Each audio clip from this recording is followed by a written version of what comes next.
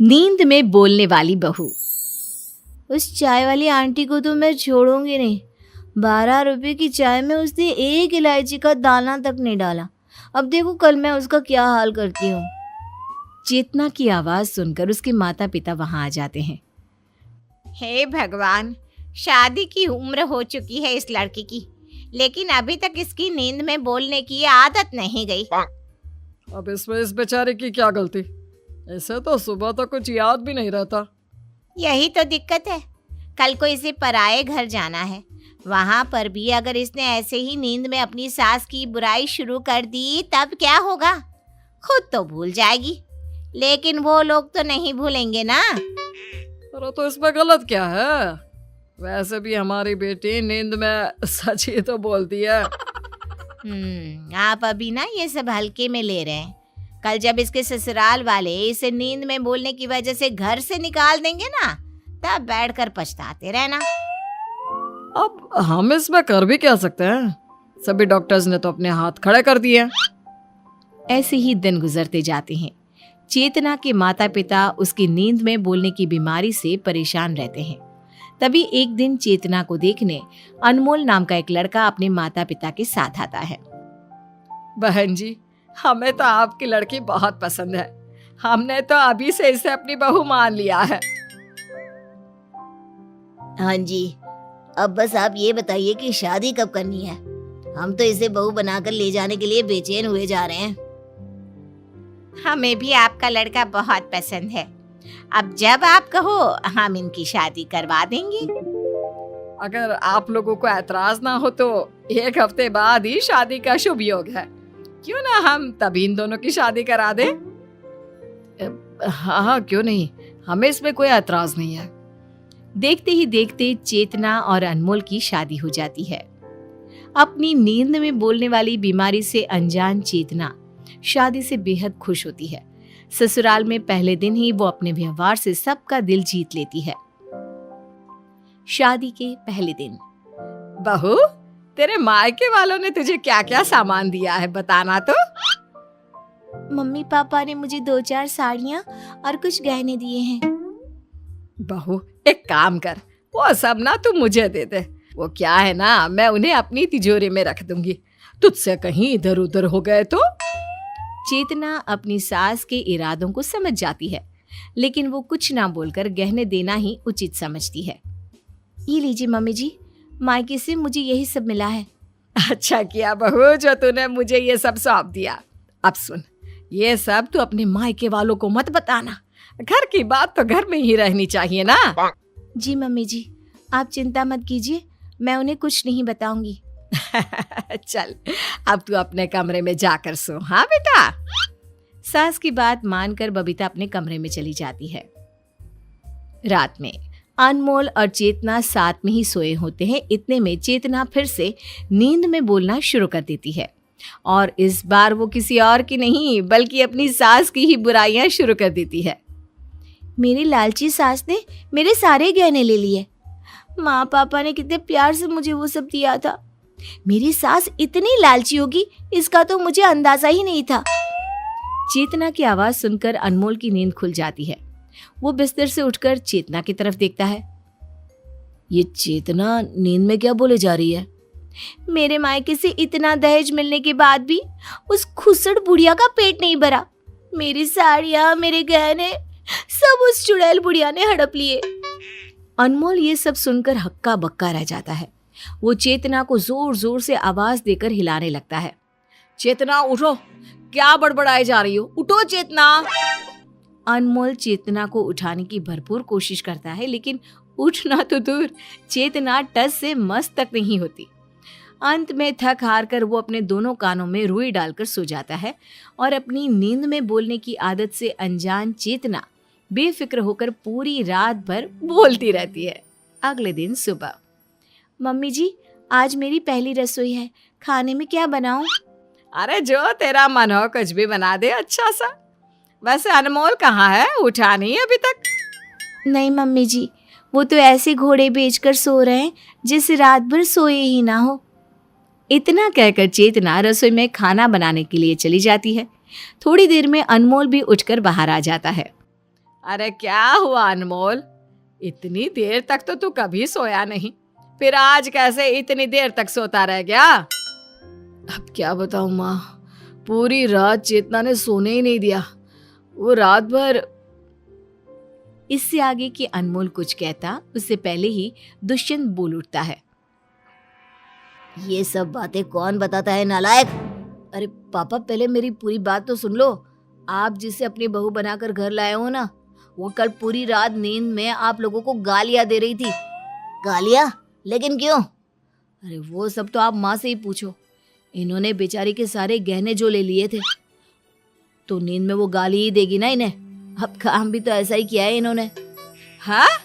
अरे तो मैंने कौन सा बहू से जबरदस्ती गहने मांगे थे?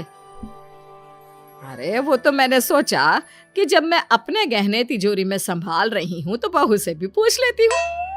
बबीता की बात अभी पूरी ही हुई थी कि तभी वहां चेतना सभी के लिए खीर लेकर आ जाती है। ये लीजिए मम्मी जी, मैंने आप सबके लिए खीर बनाई है। वाह चेतना, ये सही है, कभी शोला तो कभी शबनम। क्या मतलब? मतलब ये कि कल रात भर तो तुम मम्मी को गालियां दे रही थी, कोस रही थी, और अब ऐसे खीर खिला रही हो जैसा तुम इनसे कितना प्यार करती होगी। ये आप क्या कह रहे हैं? मुझे कुछ समझ में नहीं आ रहा। मेरा बेटा बोल रहा है कि कल पूरी रात तुम मुझे गालियां दे रही थी। क्या ये सच है बहू? मम्मी जी, भला मैं आपको गालियां क्यों दूंगी? ऐसा तो मैं सपने में भी नहीं सोच सकती। सपने में ही कल तुम पूरी रात माँ को गालियां दिए जा रही थी। कभी खुसट तो कभी चुड़ैल बुढ़िया बोल रही थी मेरी माँ को। क्या बहू, तुझे मैं चुड़ैल दिखाई देती हूँ? और किस एंगल से मैं तुझे बुढ़िया दिखाई दे रही हूँ, जरा बताना तो। मम्मी जी, मेरा यकीन कीजिए, मुझे कुछ याद नहीं है। इतने में चेतना रोने लग जाती है। चेतना को रोता देख सभी उसे माफ कर देते हैं और हंसी खुशी बैठकर उसके हाथ की खीर खाने लगते हैं। रात में सबके पति देवता होते हैं, लेकिन मेरा पति देवता नहीं, राक्षस है, राक्षस। मन तो करता है उन्हें कच्चा चबा जाऊं। चेतना की खुसुर पुसुर की आवाज सुनकर अनमोल फिर से उठ जाता है और उसकी बातें सुनकर डर से कांपने लगता है।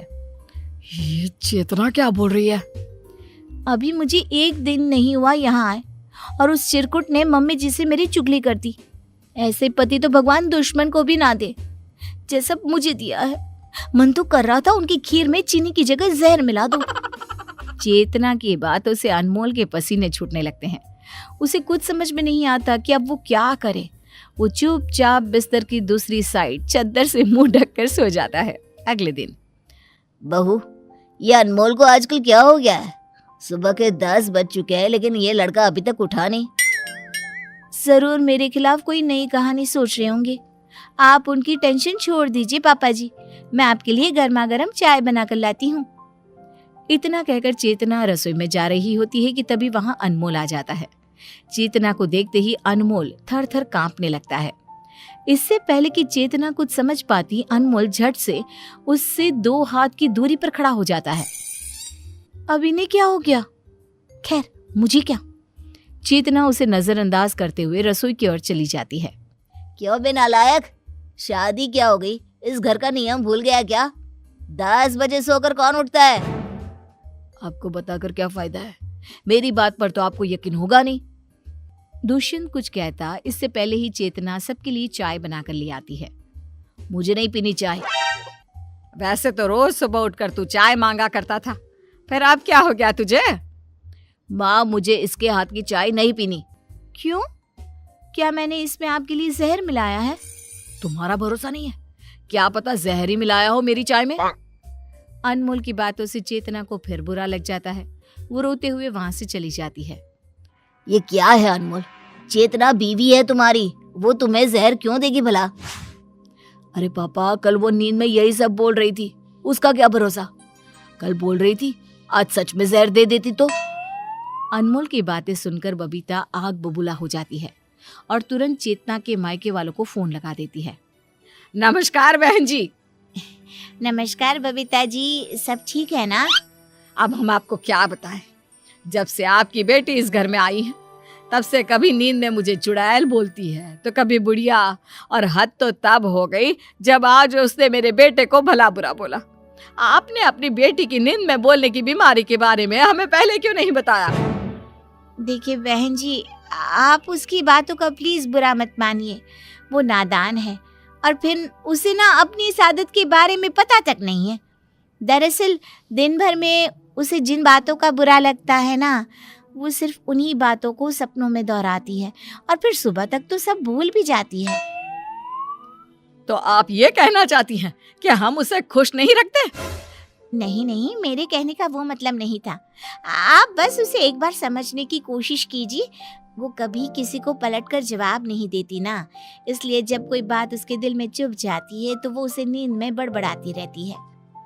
मीनाक्षी की बातें सुनकर बबीता सोच में पड़ जाती है और फोन रख देती है।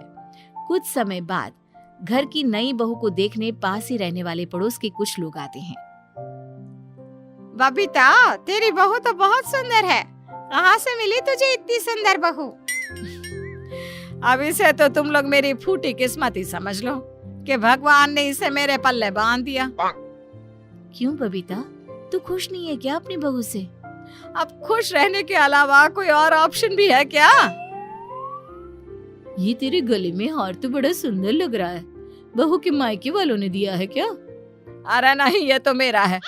बहू अपने मायके से तो बहुत सस्ती चीजें लाई है। मुझे तो उन्हें पहनने में भी शर्म आ रही है और इसके मायके वालों को देने में भी शर्म नहीं आई। बबीता की ये बातें सुनकर चेतना की आंखें भर आती है। होठों को दबाते हुए वो अपने आंसू रोकने की कोशिश करती है और जब उसमें कामयाब नहीं होती तो भागते हुए अपने रूम में चली जाती है और फूट फूट कर रोने लगती है। माँ, आपको इतना कुछ नहीं बोलना चाहिए था। बेटा, मैं चाहती थी कि वो खड़े होकर बोले, जिससे उसे फिर कभी नींद में बोलने की जरूरत ही ना पड़े, लेकिन सब उल्टा हो गया। रात में दुष्यंत और बबीता भी चेतना और अनमोल के रूम में आ जाते हैं, जहां वो चेतना को नींद में बड़बड़ाते हुए देखते हैं। मम्मी जी, आज आपने बिल्कुल अच्छा नहीं किया। सबके सामने मेरे परिवार वालों का मजाक उड़ाया। मुझे उनकी बातें सुनकर आज बहुत चोट लगी है। देखा माँ, चेतना को कितना बुरा लगा है। मीनाक्षी जी सही बोल रही थी।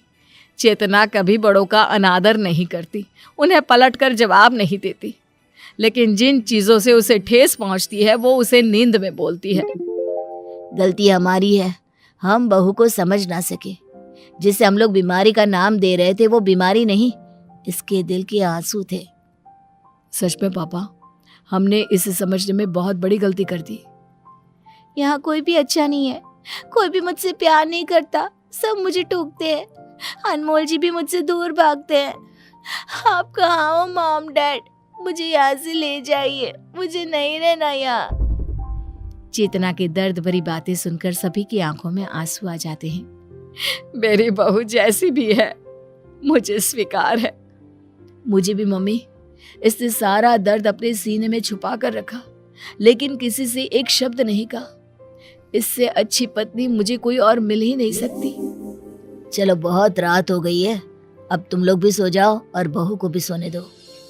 अगले दिन सुबह जब चेतना उठती है तो सब लोग उससे बेहद प्यार से बात करते हैं, उसे अपनापन महसूस कराते हैं और अब तो उसका पति भी उससे दूर नहीं भागता। एक रात में अचानक सबका बदला व्यवहार चेतना को बेहद पसंद आता है। अब वो हंसी खुशी सबके साथ रहती है।